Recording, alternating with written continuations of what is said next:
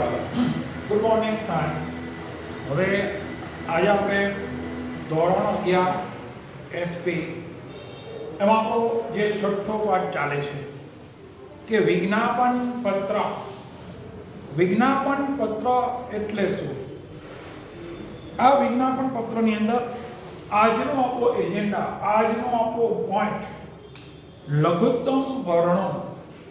લઘુત્તમ વર્ણો એટલે શું?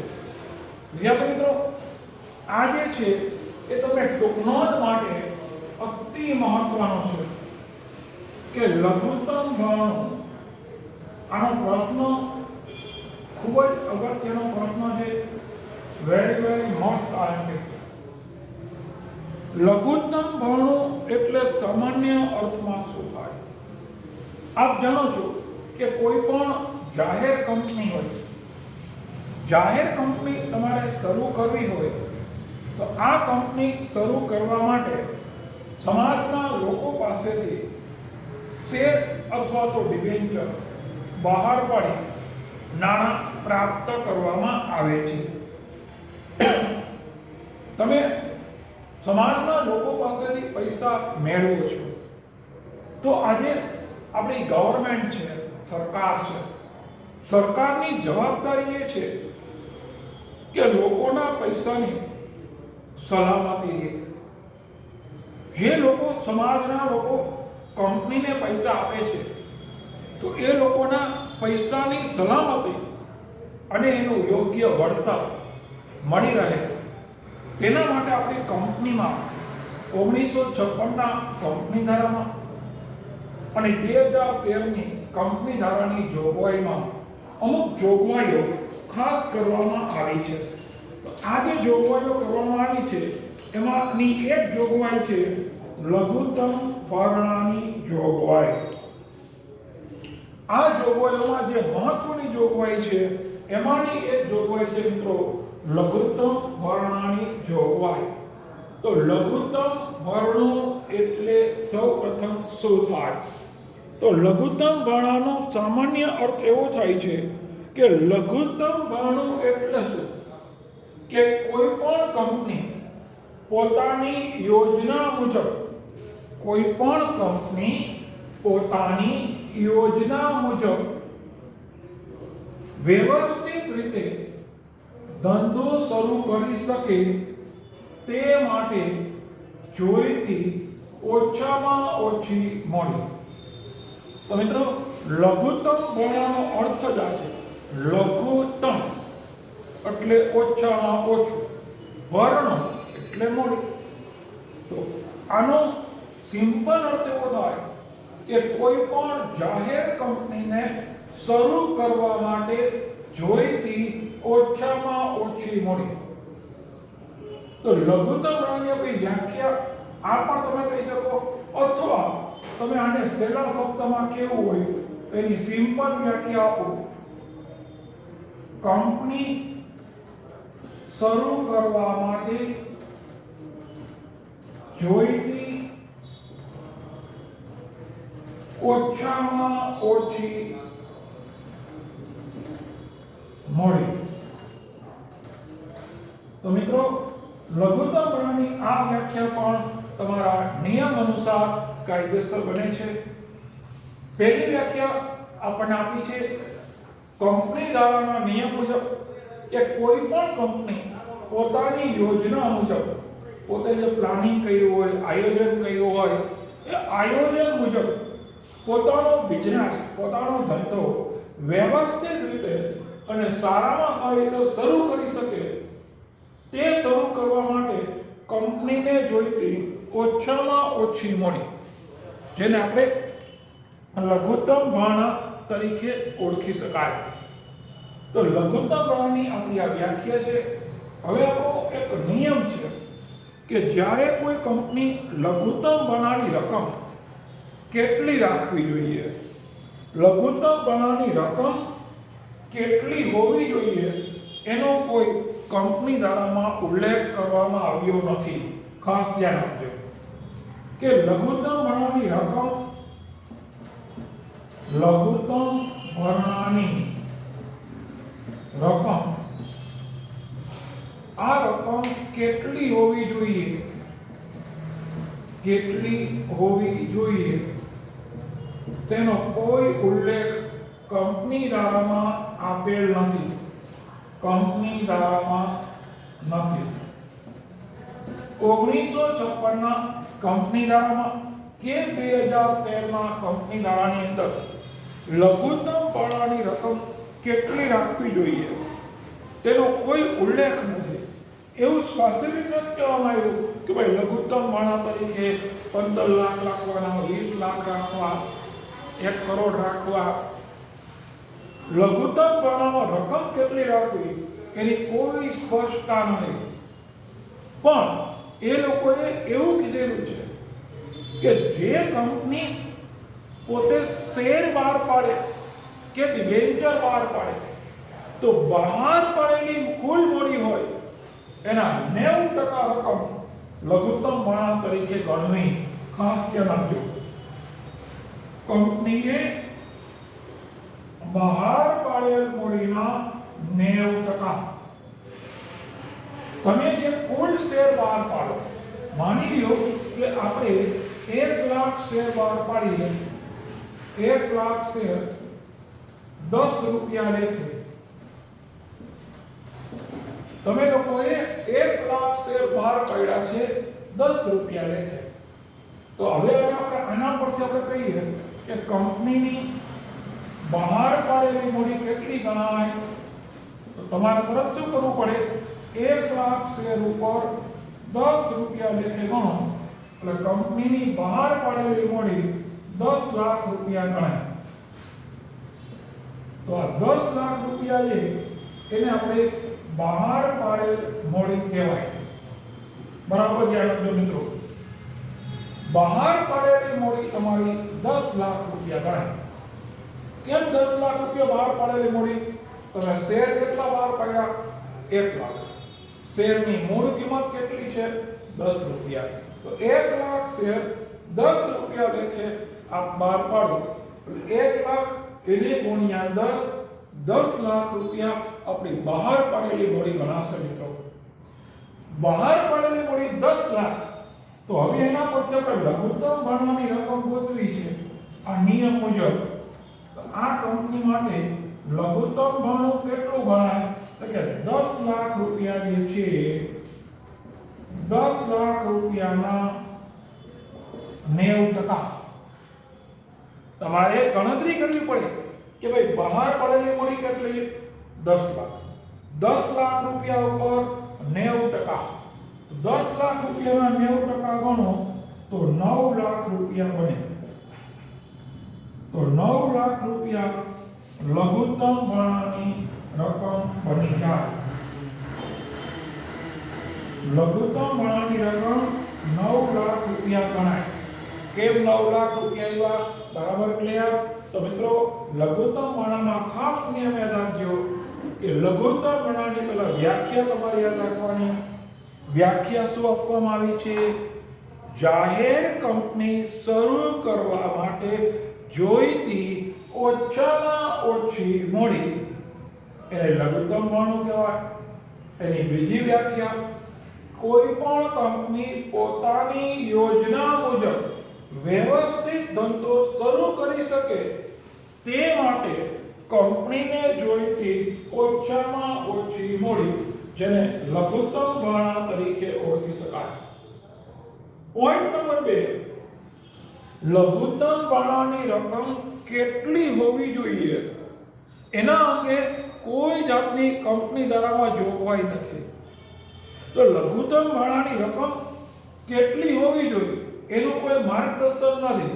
પરંતુ સેબી, આજે આપણે આ નિયમ જે આપ્યો છે ને એ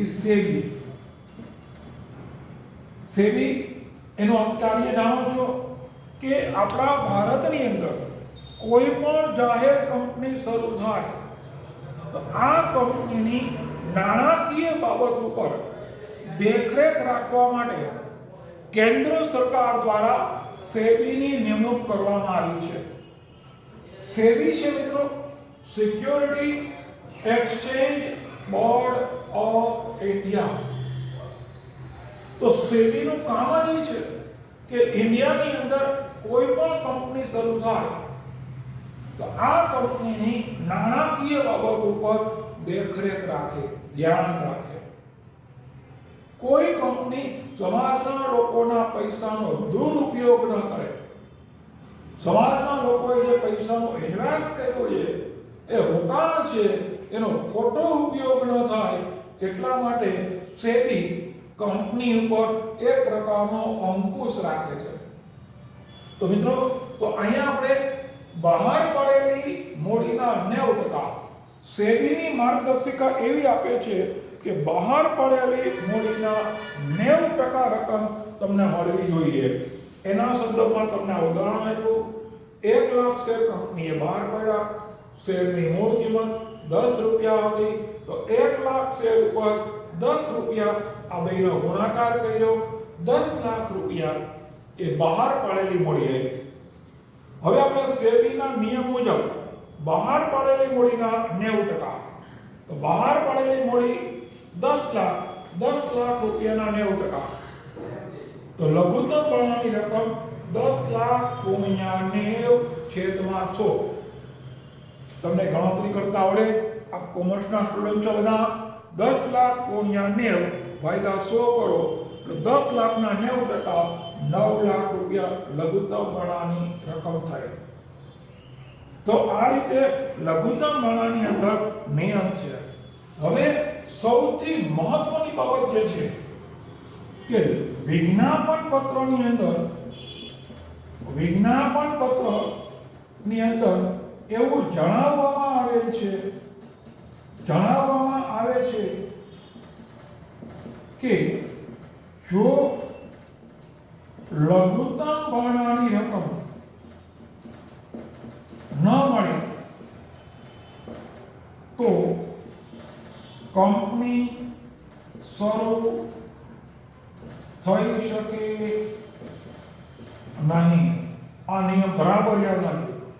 આપણે વિજ્ઞાપન પત્ર છે એની અંદર એવું સ્પષ્ટ જણાવવામાં આવે છે, જ્યારે વિજ્ઞાપન પત્ર બહાર પાડો, વિજ્ઞાપન પત્ર બનાવો, ત્યારે વિજ્ઞાપન પત્રમાં એવો સ્પષ્ટ ઉલ્લેખ છે કે જો લઘુત્તમ ભરણાની રકમ કંપની ભેગી ન કરી શકે તો કંપની છે આ રકમ ભેગી નહીં થાય તો લઘુત્તમ ભરણાની રકમ ન મળે તો કંપની શરૂ થઈ શકે નહીં. કંપનીનું અકાળે અવસાન થઈ જાય, કંપની શરૂ થતા પહેલા જ બંધ થઈ જાય. મિત્રો, તો લઘુત્તમ ભરણું એ કંપની માટે ખૂબ જ મહત્વ ધરાવે છે. કારણ કે જ્યારે તમે શેર બહાર પાડો છો વિજ્ઞાપન પત્ર દ્વારા, ત્યારે તમારી કંપનીની અંદર લોકો તમને કેટલો રેફરન્સ તમને પસંદ કરશે, લોકો તમને રિસ્પોન્સ કેવો આપશે એ તમે જાણતા નથી. કારણ કે એ એક વસ્તુ એવી છે, બંધ મુઠ્ઠી છે. જો તમારા શેરને રિસ્પોન્સ ઓછો મળ્યો અથવા સમાજના લોકોએ તમારા શેરમાં ઓછા પૈસા હોય અને લઘુત્તમ ભરણાની રકમ જો ભેગી ન થઈ શકી તો તમારી કંપની શરૂ થઈ શકે નહીં. કંપનીની શરૂઆત થતા પહેલા જ એનું અકાળે અવસાન થઈ જાય, દુર્ઘટના બની જાય, કંપની બંધ થઈ જાય. તો મિત્રો, ખાસ ધ્યાન આપજો, લઘુત્તમ ભરણું છે એની રકમ કંપનીના સંચાલકો માટે મેળવવી એ ફરજિયાત છે. કારણ કે કંપનીની કાયદેસર રીતે અસ્તિત્વ માટે લઘુત્તમ ભરણાની રકમ છે એ ખૂબ મહત્વ ધરાવે છે. આ રકમ ફરજિયાતપણે કંપની દ્વારા એકત્રિત થવી જોઈએ, કંપનીને મળવી જોઈએ. હવે આ એક તમે વિચારો કે આટલી બધી મહત્વની બાબત છે, લઘુત્તમ ભરણાની રકમ છે, એનું મહત્વ શું છે? હવે તમને આપણે લઘુત્તમ ભરણાનું મહત્વ છે એની આપણે ચર્ચા કરવી છે. લઘુત્તમ ભરણાનું મહત્વ ઓલ ઓવર સમગ્ર સમાજ માટે ખૂબ વધારે છે. હવે આપણને પ્રશ્ન થાય કે લઘુત્તમ ભરણાની શા માટે જોગવાઈ કરવામાં આવી? જો એનું કોઈ મહત્વ ન હોત મિત્રો, તો લઘુત્તમ ભાણાની જોગવાઈ કરવામાં આવી જ ન હોત તો લઘુત્તમ ભાણું છે એનું મહત્વ શું છે? ખાસ ધ્યાન આપજો. લઘુત્તમ ભાણાનું મહત્વ. આ લઘુત્તમ ભાણાની જોગવાઈ શા માટે બનાવી? સરકાર દ્વારા નિયમ આવો શા માટે બનાવવામાં આવ્યો? તો લઘુત્તમ ભાણાનું મહત્વ શું છે? તો લઘુત્તમ ભાણું છે એ આપણી કંપની માટે, કંપનીના અસ્તિત્વ માટે અતિ મહત્વનું છે. બીજું, જો લઘુત્તમ ભાણાની રકમ ભેગી નહીં થાય તો કંપની શરૂ થતા પહેલા જ બંધ થઈ જશે. તો હવે મિત્રો, આ લઘુત્તમ ભાણાનું મહત્વ છે એ ખાસ કરીને સમાજના લોકોના આર્થિક હિતના રક્ષણ માટે, આર્થિક હિતના રક્ષણ માટે આ જોગવાઈ છે એ મહત્વની બને છે. ખાસ ધ્યાન આપજો કે આજે જાહેર કંપની છે મિત્રો, એની અંદર તમારે સમાજના લોકો પૈસા આપે છે. તો સમાજના લોકોના પૈસાની સલામતી જળવાય, લોકોને એના પૈસાનો ઉપર નિયમિત વળતર મળે, સમયાંતરે સમય પૂર્ણ થાય એટલે લોકોને એના પૈસા પરત મળે, આ બધું જોવાની આપણી સરકાર છે એની જવાબદારી છે. તો મિત્રો, રોકાણકારોના હિતના રક્ષણ માટે રોકાણકારો છે, સમાજના લોકો એટલે કોણ થયું? સમાજના લોકો એટલે રોકાણકાર, કે જે લોકો પોતાની જે બચત છે એ બચતનું કંપનીમાં રોકાણ કરે છે. એ રોકાણ, જે બચતનું રોકાણ કરવામાં આવે તો લોકોનું આર્થિક હિતનું રક્ષણ થાય. તો એના માટે આ જોગવાઈ છે ને એ ખાસ કરીને કરવામાં આવી છે. આના પરિણામે કે આજે આપણા સમાજની અંદર લઘુત્તમ ભાણું છે એ રકમ જો મળે તો તમે કંપની શરૂ કરી શકો. લઘુત્તમ ભાણાની રકમ ન મળે તો તમારી કંપની શરૂ થઈ શકે નહીં. આ જોગવાઈ પાછળનો મુખ્ય હેતુ સમાજના લોકોના આર્થિક હિતનું રક્ષણ કરવું.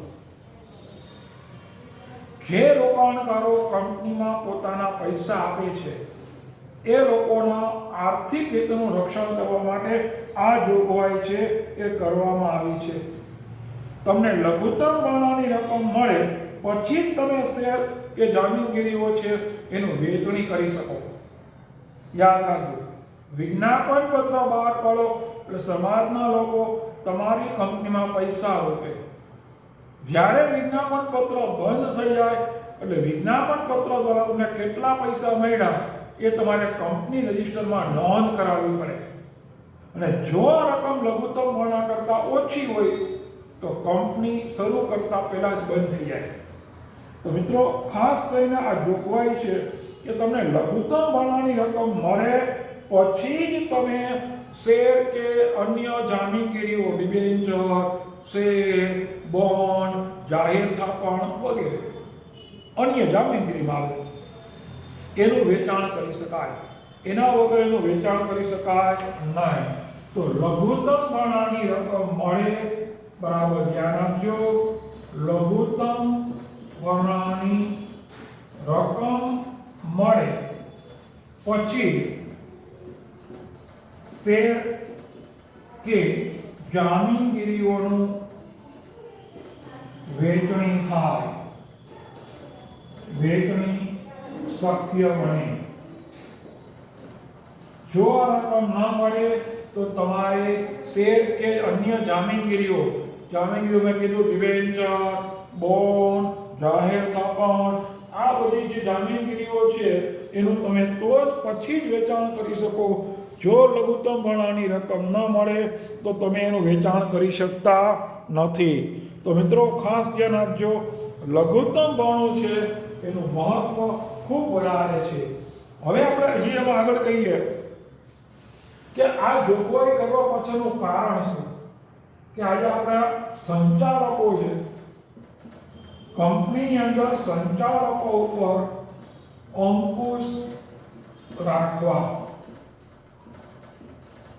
આજે કંપનીની અંદર જે મેનેજમેન્ટ કરે છે એ કંપનીના સંચાલકો છે.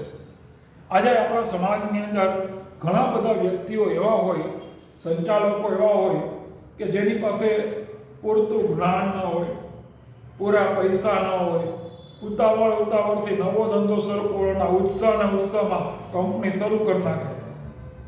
હવે કંપની શરૂ કરવા માટે એની પાસે પર્યાપ્ત મૂડી ન હોય તો વિચારો કે નાણાંના અભાવે ભવિષ્યની અંદર કંપનીઓને કેટલી બધી મુશ્કેલીઓનો સામનો કરવો પડે.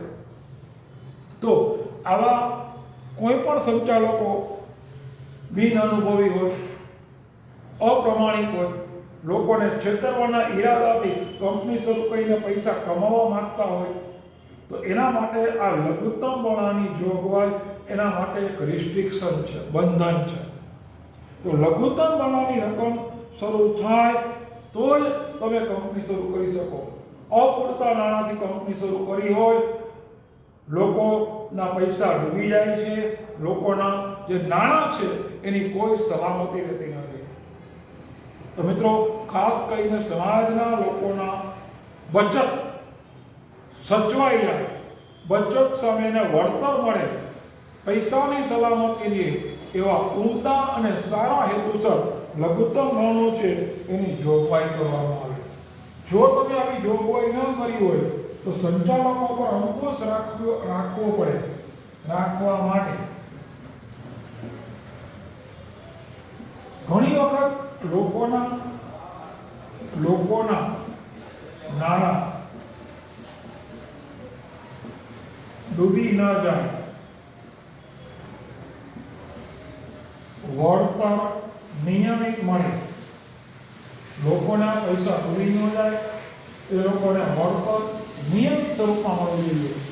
આજે તમે કંપનીની અંદર પૈસા રોકો તો કંપની દર વર્ષેના નફામાંથી એને ડિવિડન્ડ તરીકે વળતર આપે. સમય અનુસંધાનમાં પ્રેફરન્સ શેર હોય તેના પૈસા પરત પણ મળે. તો મિત્રો, લઘુત્તમ બણાની જોગવાઈ છે એનું મુખ્ય કારણ જ આ કે તમે લઘુત્તમ બણાથી સંચાલકો પર અંકુશ રાખી શકો. અપ્રમાણિક, ઉતાવળિયા, આંધળું કરનારા આવા કોઈ સંચાલકોએ ઉતાવળમાં કંપની શરૂ કરી હોય તો એ કંપની અહીંયા બંધ થઈ જાય છે, કંપનીનું અકાળે અવસાન થઈ જાય. તો લઘુત્તમ બણાની અંદર લોકોના પૈસા સચવાય, લોકોને નિયમિત રીતે લાભ મળે, વળતર મળે, એના માટે આ રાખવામાં આવે. હવે આપણે લઘુત્તમ બણાનો નિયમ શું છે એ જરાક સમજી લ્યો. લઘુત્તમ બણાની અંદર આપણે કહેવાય છે 2013નો કંપની ધારો.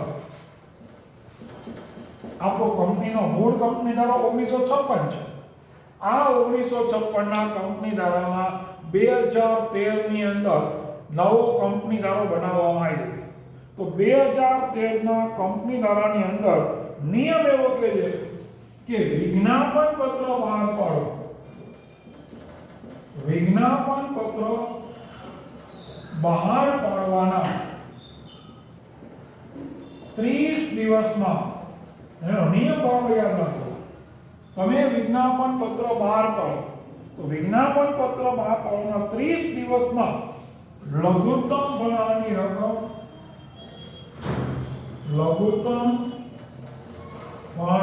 રકમ મળવી જોઈએ. વિજ્ઞાપન પત્ર બહાર પાડ્યાના 30 જ દિવસમાં તમને લઘુત્તમ બણાની રકમ મળવી જોઈએ. જો આ રકમ ન મળે તો પહેલાનો નિયમ હતો એમાં દિવસો વધારે હતા, 90 દિવસ હતા, 3 મહિના. હવે આપણે ઓનલાઈન ટ્રાન્ઝેક્શન થઈ ગયું શેર બજારમાં, એટલે 90 દિવસની જગ્યાએ કેટલા થઈ ગયા? 30 દિવસ. લઘુત્તમ બણો તમે વિજ્ઞાપન પત્ર બહાર પાડો એના 30 દિવસમાં આ લઘુત્તમ બણાની રકમ મળવી જોઈએ. જો આ 30 દિવસમાં રકમ ન મળે તો તમારે આને માટે અથવા રકમ ન મળે તો સેબીની માર્ગદર્શિકા મુજબ, સેબીની માર્ગદર્શિકા અનુસાર, સેબીની અંદર જે માર્ગદર્શન આપવામાં આવ્યું છે એ માર્ગદર્શક અનુસાર શેર હોલ્ડરે, જે લોકોએ તમને પૈસા આપેલા છે એને એના પૈસા પરત કરવા પડે. ધ્યાન આપજો બરાબર. 30 દિવસની અંદર જો તમે લઘુત્તમ ભરણાની રકમ ન મળે તો તમારે સેબીની અંદર જે આપણને માર્ગદર્શન આપ્યું છે એ માર્ગદર્શન મુજબ તમારે લોકોને એના પૈસા પરત કરવા પડે. માની લો કે તમે રકમ પરત ન કરો, પરત કરવામાં વિલંબ થાય અથવા પરત ન કરવામાં આવે, જે લોકોએ કંપનીને પૈસા આપ્યા છે એને એના પૈસા પરત કરી દેવા પડે. જો તમે પૈસા પરત ન કરો અથવા વિલંબ કરો તો એના માટે કંપનીના સંચાલકો અથવા અધિકારીઓ અથવા સંચાલકોને દંડને પાત્ર બને છે. દંડને પાત્ર બને. નિયત સમયમાં તમારે લઘુત્તમ ભરણાની રકમ ભેગી થઈ જવી જોઈએ. 30 દિવસમાં વિજ્ઞાપન પત્ર બહાર પડે અને 30 દિવસમાં રકમ ભેગી કરવી પડે. જો 30 દિવસમાં રકમ ભેગી ન થાય તો સેબીની માર્ગદર્શિકા મુજબ તમારે એ લોકોને એના પૈસા પરત કરવા પડે. જો તમે પૈસા પરત કરવામાં વિલંબ કરો અથવા પૈસા પરત ન કરો તો એના માટે અધિકારી કે સંચાલકો છે એ દંડને પાત્ર બને, એને દંડ કરવામાં આવે છે. અને આ રીતે વિજ્ઞાપન પત્ર છે એના નિયમ મુજબ તમારે લઘુત્તમ ભરણાની રકમ છે એ ભેગી કરવી પડે.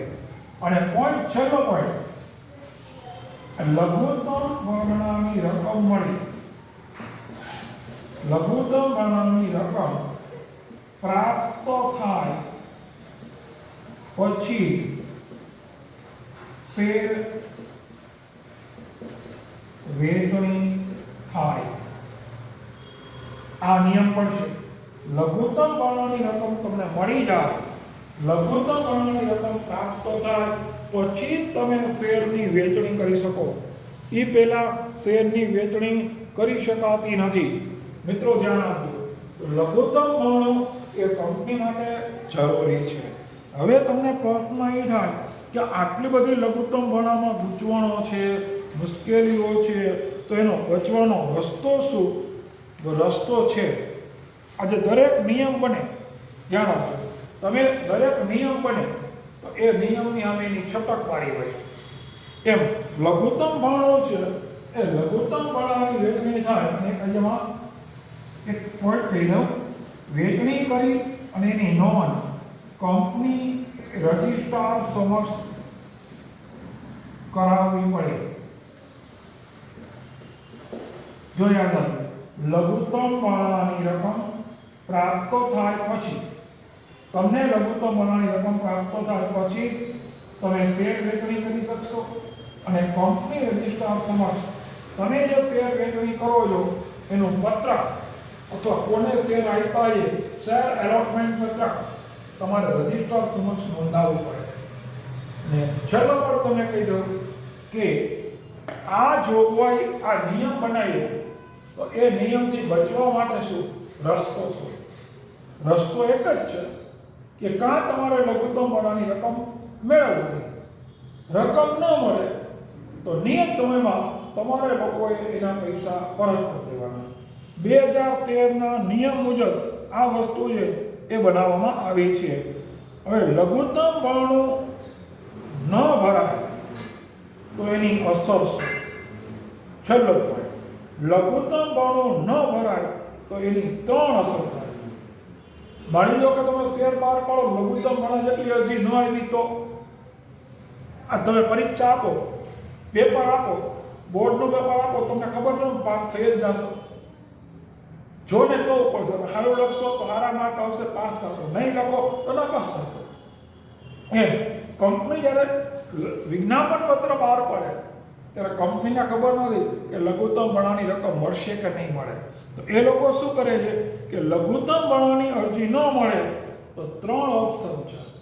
પહેલો ઓપ્શન કે કંપની શેરની ફાળવણી કરી શકે નહીં, કંપની શેર વેચી શકે નહીં, કંપની બંધ થઈ જાય. Point number 1. પોઈન્ટ નંબર 2, જે લોકોએ કંપનીને પૈસા આપ્યા એને સેબીના માર્ગદર્શક મુજબ એના સમયમાં બધા લોકોના પૈસા પરત કરી દેવા પડે, રિફંડ કરી દેવું પડે. અને પોઈન્ટ નંબર 3 અને છેલ્લો, જો કોઈ જાહેર કંપની આ જોગવાઈનો ભંગ કરે તો એના માટેના અધિકારી અને સંચાલક છે મિત્રો એ દંડને પાત્ર બને છે. તો આ રીતે મિત્રો ખાસ ધ્યાન આપજો.